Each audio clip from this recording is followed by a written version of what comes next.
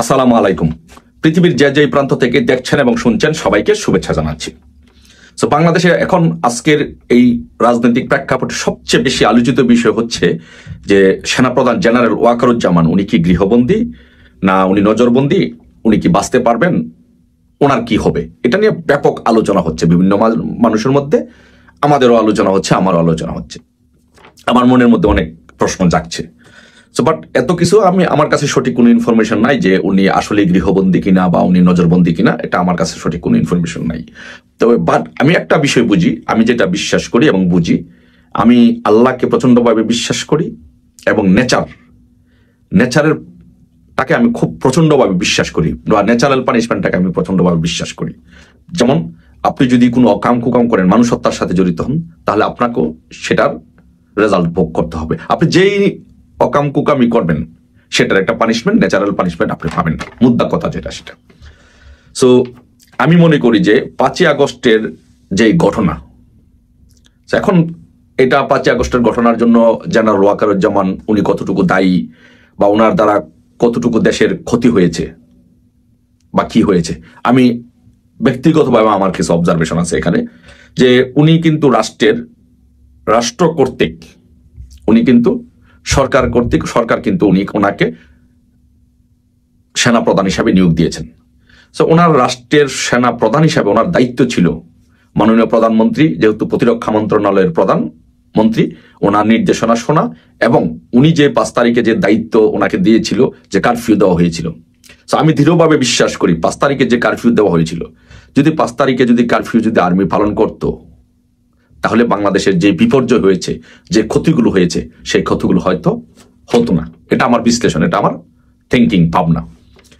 এই 5ই আগস্টে সেনাবাহিনী দায়িত্ব পালন না করা, উনি দায়িত্ব পালন না করার ফলে যে ঘটনাগুলো বাংলাদেশে ঘটেছে, উনি সেনাবাহিনী প্রধান হিসাবে দেখেন বাংলাদেশের রাষ্ট্র ধ্বংস হয়েছে।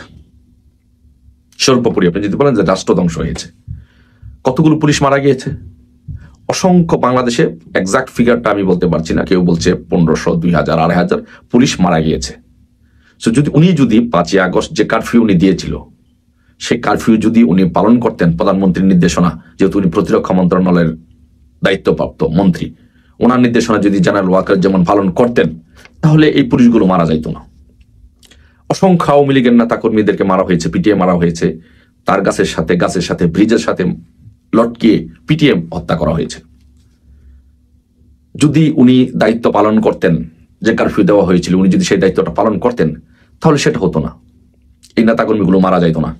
ব্যবসা বাণিজ্য, বাংলাদেশের ব্যবসা বাণিজ্য, আওয়ামী লীগের নেতাকর্মীদের ব্যবসা বাণিজ্য একবারে শেষ করে দেওয়া হয়েছে, ধ্বংস করে দেওয়া হয়েছে।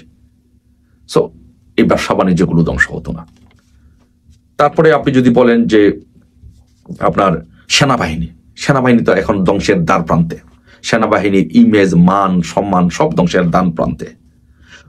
আজকে কতগুলো অফিসার, সেনা অফিসার আজকে দেখেন 25 জন ঊর্ধ্বতন।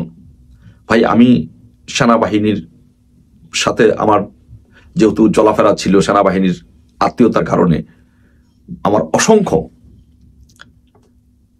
আমি অফিসারের সাথে আমার ওঠা বসা ছিল, চলাফেরা ছিল। আমি জানি যে তাদের লাইফটা তারা কত মেধাবী, কত মেধাবী তারা, এবং তাদের লাইফস্টাইলটা কত একটা শৃঙ্খল একটা লাইফস্টাইল, সুন্দর একটা জীবন তারা জীবনযাপন করে। আজকে সে 25 জন ঊর্ধ্বতন কর্মকর্তা, আপনি জানেন একজন লেফটেন্যান্ট জেনারেল, ব্রিগেডিয়ার জেনারেল হতে কত কাঠখোটা পড়াইতে হয়। আজকে এই অফিসারগুলো, আজকে তাদের জীবন বিপন্ন, আজকে তাদের বিরুদ্ধে ওয়ারেন্ট হয়েছে, তাদের কি হবে, তাদের কেউ পালিয়ে গিয়েছে, কেউ ক্যান্টনমেন্টের ভিতরে বন্দী আছে। এটা তো কোনো জীবন হইতে পারে না অফিসারে। এতগুলো সেনাবাহিনী অফিসারের তো এইভাবে বিচার হতে পারে না, এটা তো আমরা বাংলাদেশে কামনা করি না, এটা কখনো হতে পারে না। টোটালি হচ্ছে এই সেনা বাহিনীটাকেই ভেঙে দেওয়া হয়েছে। সো এখন আপনি বলেন, একটা কথা আছে যে নগরে যদি আগুন লাগে দেবালয় কি রক্ষা পায়, দেখা তো পায় না। জেনারেল ওয়াকারুজ্জামান আপনি তো পুরা নগরে আগুন লাগাইতে সহযোগিতা করছেন, এখন আপনার সেনাবাহিনী তো রক্ষা পাবে না, পায় নাই। সো এটা খুবই দুঃখজনক যে বাংলাদেশের পুরো দেশের ক্ষতি হয়েছে, ব্যবসা বাণিজ্যের ক্ষতি হয়েছে, সেনাবাহিনী ধ্বংস হয়েছে। আজকে কতগুলো অফিসারের জীবন আজকে বিপন্ন, পরিবারের জীবন আজকে বিপন্ন। আজকে তাদের সন্তানেরা চিন্তা করেন যে কি পর্যায়ে তারা আছে।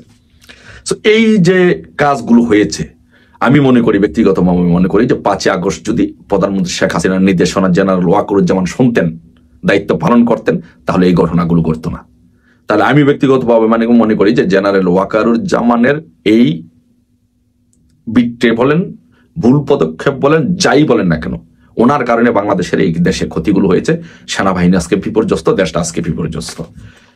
তো এর জন্য একটা আপনি যত বড় মানুষই হন না কেন, আল্লাহকে তো আপনাকে বিশ্বাস করতে হবে। ন্যাচারাল পানিশমেন্টের তো একটা বিষয় আছে না? সো ওনাকে এই পানিশমেন্ট, আমি মনে করি যে ওনার এই ন্যাচারাল পানিশমেন্টের সম্মুখীন ওনাকে হতেই হবে। যদি উনি, আমার বিশ্লেষণ, উনি এগুলোর সাথে জড়িত, বাট উনি যদি করে থাকে তাহলে অবশ্যই ওনাকে এগুলোর জন্য শাস্তি ভোগ করতে হবে। ওনাকে ওরা রক্ষা করবে না। জামাত শিবির তো ওনাকে কখনোই বিশ্বাস করে না। সারা দিনই তো জামাত শিবির এবং যারা বিভিন্ন জায়গা থেকে যারা তার বিরুদ্ধে অনলাইনে প্রচারণা চালাচ্ছে, তারা তার ধ্বংস চায়। তো আমি মনে করি এখন যে দেশটা যতটুকু ধ্বংস হয়েছে, যত মানুষ মারা গিয়েছে, এতটুকুর মধ্যে সীমাবদ্ধ থাকবে, আর যাবে না। যদি একটা কাজ জেনারেল ওয়াকারুজ্জামান করতে পারে, সেটা থাকবে না। জেনারেল ওয়াকারুজ্জামানের কাছে আমার একটা বিনীত অনুরোধ থাকবে, আপনি যদি এই কাজটা করতে পারেন তাহলে আপনিও বাঁচবেন, সেনাবাহিনী বাঁচবে, বাংলাদেশ বাঁচবে, রাষ্ট্রটা বেঁচে যাবে। সেটি হচ্ছে, এই দেশে বর্তমানে সাংবিধানিক প্রধানমন্ত্রী হচ্ছে শেখ হাসিনা, নির্বাচিত প্রধানমন্ত্রী হচ্ছে শেখ হাসিনা। আপনি একটা কাজ করতে পারেন, সেনাবাহিনী যেহেতু অনেক পাওয়ারফুল সংগঠন, পাওয়ারফুল অর্গানাইজেশন, সো আপনি চাইলেই আওয়ামী লীগকে একটা স্পেস দিলে আপনি প্রধানমন্ত্রী হিসেবে শেখ হাসিনাকে বাংলাদেশে নিতে পারেন। একটা আলোচনার মাধ্যমে প্রধানমন্ত্রীর সাথে নিয়ে শেখ হাসিনা সংসদ ডাকবেন, সংসদ অধিবেশন ডাকবেন 3 মাসের মধ্যে। সেই সংসদ অধিবেশন ডেকে ওই সংসদে তত্ত্বাবধায়ক সরকারের বিল এনে তত্ত্বাবধায়ক সরকারের কাছে ক্ষমতা হস্তান্তর করে 3 মাসের মধ্যে একটা নির্বাচন দিয়ে যারা নির্বাচিত হয় তারা সরকার গঠন করবে। বাংলাদেশের যত ঝামেলা আছে, যত সমস্যা আছে, সব সমাধান হবে। এটা করলে একমাত্র যদি আপনি করেন, জেনারেল ওয়াকারুজ্জামান আপনি বেঁচে যাবেন, দেশ বেঁচে যাবে, দেশের জনগণ বেঁচে যাবে। আর সেটা যদি করতে আপনি ব্যর্থ হন, তাহলে জামাত শিবির, এনসিপি, সেই জঙ্গিরা আপনাকে কিন্তু বিশ্বাস করে না, এবং আপনার বিচার, কঠিন বিচার ওরা করবে। আশা করি আপনার বোধোদয় হবে, দেশ বেঁচে যাবে, সকলে বেঁচে যাবে। ধন্যবাদ সবাইকে। জয় বাংলা, জয় বঙ্গবন্ধু।